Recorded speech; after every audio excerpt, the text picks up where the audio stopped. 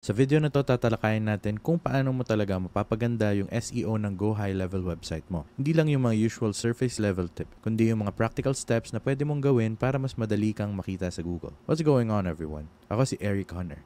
At dito sa channel na to, tinatanggal na natin yung fluff para matulungan kang i-build yung first website mo at i-grow ito nang hindi ka na-intimidate sa sobrang dami ng tech jargon at endless tools na nakakalat dyan. So, kung nakapag-launch ka na ng Go High Level website at naisip mo, okay, great, pero bakit wala namang nakakakita nito sa Google? Then, itong video na to ang para sa'yo. I-breakdown natin lahat ng bagay at bibigyan ka ng simple steps para mas madaling mahanap yung site mo. Let's get into it. Why SEO matters for Go High Level sites. Simulan natin sa pinaka-obvious. Kahit gaano kaganda yung landing page mo or gaano ka-slick yung funnel mo, kung walang nakakita nito, wala rin itong silbi para sa'yo. At ito yung catch. Maraming Go High Level users ang sobrang nakafocus sa funnels at automations na naiiwan yung SEO. Pero tandaan, SEO pa rin ang isa sa pinaka-powerful na paraan para makakuha ng consistent traffic nang hindi nagbabayad ng ads. Kahit pa ang goal mo ay mag-generate ng leads mula sa social media or paid campaigns, isipin mo yung organic search bilang parang bonus round. Gawin mo yung trabaho once at yung content mo ay pwedeng magdala ng bagong visitors every week nang hindi ka gumagastos kahit piso. Ang tricky part lang, hindi talaga originally SEO focused ang Go High Level. Kaya may ilang extra steps kang kailangan gawin para masigurado na nag-show up yung pages mo sa search engines. Setting the right page titles and descriptions. So, first things first. Kung wala ka pang Go High Level account, pwede mong i-click yung link sa description sa baba. Dadalhin ka nito diretso sa page kung saan makakakuha ka ng free 14-day trial. Pwede mo muna siyang i-try, ayusin lahat ng SEO mo, tsaka ka nalang mag-upgrade to a paid plan. Link is down below para makasabay ka habang pinapanood mo yung video na to. Alright, simulan natin sa page titles at meta descriptions. Kapag may nag-search sa Google, ano ba yung unang nakikita nila? Yung page title, yung malaking bold na blue link, at yung little description sa ilalim nun. Yun ang chance mo para makuha yung click nila. Sa Go High Level, pwede mong i-edit yung page titles at meta description sa loob ng funnel or website builder. Nasa ilalim siya ng SEO metadata section. Kapag iniwan mo tong blank, madalas i-autofill lang ni Go High Level gamit kung ano yung nasa page mo. At kadalasan, hindi yun magandang tignan. Dapat yung strong page title ay malinaw at nagde-describe talaga kung tungkol saan yung page. Maglagay ka ng keyword na talagang sinesearch ng tao at siguraduhin mo na nasa under 60 characters para hindi siya maputol. Para naman sa meta description, bigyan mo yung tao ng reason to click. Gumamit ka ng 1 to 2 sentences na natural pakinggan at may isa o dalawang keywords na related. So para magawa natin to, mag-login muna tayo sa Go High Level. Click natin yung create blog real quick. Gagamit ako ng template para medyo maganda-ganda na yung itsura. Siguro piliin na lang natin tong roofing agency template. Why not? Tapos click natin yung continue. Hayaan lang natin siyang gawin yung trabaho niya. Ayusin na niya at gagawin na siyang nice and pretty habang chill lang tayo. So ngayon, meron na tayong ilang blogs dito. Click lang tayo sa isa. Ang maganda dito, makikita na natin agad yung ilang importanteng bagay. Sa taas, nandito yung blog title. Ito yung lalabas as the title. Kapag kinlik natin yung update settings, makikita natin dito yung URL slug, which is also very important. Tapos sa right hand side, meron tayong SEO metadata. Now, kahit blog post ito, tandaan na blog post is equal to isa ring page ng website mo. So, same rules apply. Makikita mo rin dito yung preview kung ano yung itsura nito kapag lumabas sa search results. So, meron na tayong title at ito yung title ng blog post natin. Meron ding alt text para sa cover image at meron ding post description. Example dito, preventative roof maintenance saves money by addressing issues early, ensuring long-term durability. Ngayon, ang reason kung bakit maayos na nakasetup lahat ng to ay dahil galing siya sa template. Pero kapag ikaw na mismo yung gagawa, madalas either blanco lang to o kaya auto-pull lang siya mula sa article mo, which is pwedeng okay pero madalas hindi. Kaya dito mo kailangan siguraduhin na tama at maayos yung information na nakalagay. Use real headings, not just big text. Isa sa mga common mistakes na lagi kong nakikita ay yung paggamit ng malalaking font para lang magmukhang headline. Pero hindi naman talaga nakaset as H1 or H2 sa backend. Hindi nagkikare ang search engines kung gaano kalaki or kaliit yung text mo. Ang importante para sa kanila ay kung paano mo ito tinag.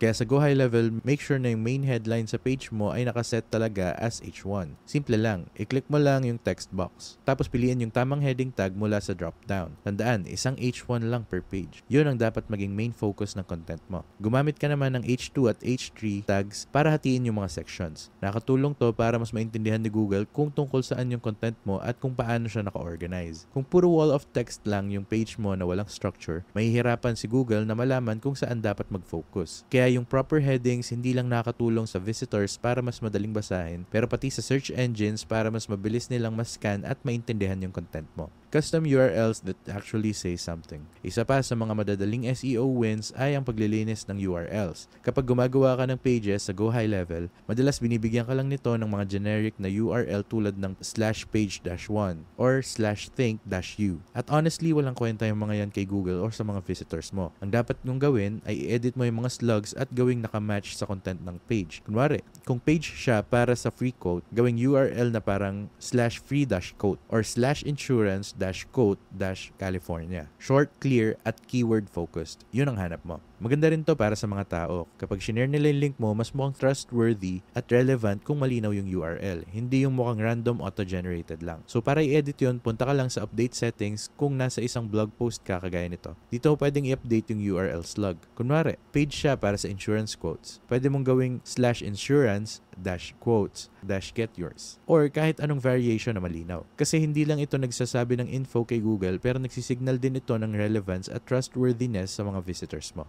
Writing actual page content. Ito malaki talaga to. At honestly, madalas itong nalalaktawan ng karamihan. Ang search engines ay umaasa sa text para malaman kung tungkol saan ang page mo. Kaya kahit na buong funnel mo ay ginawa lang para makakuha ng booking call, kailangan mo pa rin ng totoong content sa page. Pwede itong ilang short paragraphs na nagsasabi kung ano yung ino-offer mo, sino ang para dito, bakit ito mahalaga, at anong action ang dapat gawin ng visitor. Halimbawa, tignan natin yung sales page ko para sa Notion template na binebenta ko sa website ko. Okay, hindi pala ito yung example na gusto kong ipakita. Meron akong coaching page kung saan may naka-embed na video na nag-explain kung tungkol saan to. Pero kapag nag-scroll down ka, andun lahat ng detailed information. At ito yung sobrang ganda para sa SEO. Adding alt text to images. Maliit lang to pero sobrang importante. Lahat ng images sa site mo pwedeng lagyan ng alt text. Short for alternative text. Basically, ito yung maikling description kung ano yung nasa image. Ginagamit ito ni Google para maintindihan yung visuals mo. Kasi hindi naman siya nakakita ng images tulad natin. Sa Go High Level, pwede kang magdagdag ng alt text sa pamamagitan ng pag-click sa image at pag-edit ng settings. Kaya imbis na iwanan tong blanco o lagyan ng generic katulad ng image-1, mas maganda kung mas descriptive. Bukod sa SEO, nakakatulong din ito para maging mas accessible yung site mo. Lalo na para sa mga taong gumagamit ng screen readers. So gaya ng nabanggit natin kanina, dito sa cover image ng article, nakaset yung alt text na preventative roof maintenance for long-term savings and it's a guy fixing a roof. Mobile optimization and page speed. Mahigit kalahati ng lahat ng searches ay nangyayari sa phone. Kaya kung hindi mabilis mag-load or hindi maayos tignan yung site mo sa mobile, malaking problema yon. Sa Go High Level, mobile-friendly naman in default ang mga pages. Pero worth it pa rin i-double check. Gamitin mo yung mobile preview sa editor at siguraduhin na malinis yung itsura. I-check kung hindi naka-cut off yung buttons, hindi nag-overlap yung text, at maayos ang layout para madaling gamitin. Next, yung page speed. Ang bagal ng loading page hindi lang nakakainis para sa users, kundi bumababa rin yung ranking sa Google. Kaya keep it simple.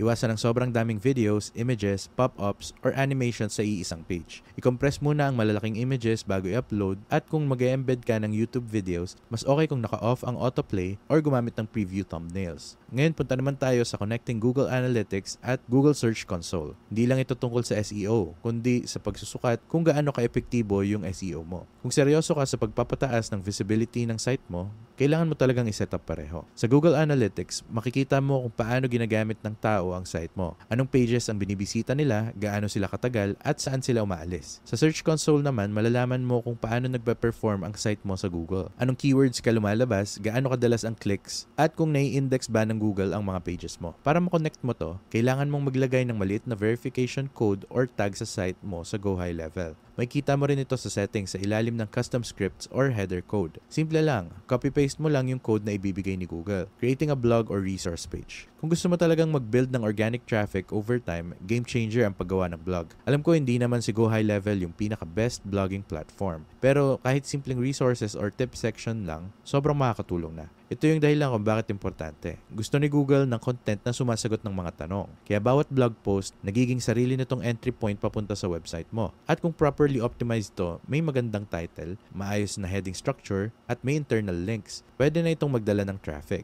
Hindi mo kailangang mag-post araw-araw. Simulan mo lang sa ilang useful pieces na tugma sa hinahanap ng audience mo. SEO on Go High Level is possible. Kita mo, hindi WordPress si Go High Level. Wala siyang built-in SEO plugin or malaking blogging backend, pero hindi ibig sabihin na limitado ka na. Kapag naglaan ka ng oras para magsulat ng totoong content, ayusin ng malinaw ang structure ng mga pages, maglagay ng tamang metadata, at i-connect ang tamang tools, kaya mo talagang maparank sa Google yung mga Go High Level pages mo. Kung gusto mong magsimula sa Go High Level, meron kaming link sa description kung saan makakakuha ka ng free 14-day trial.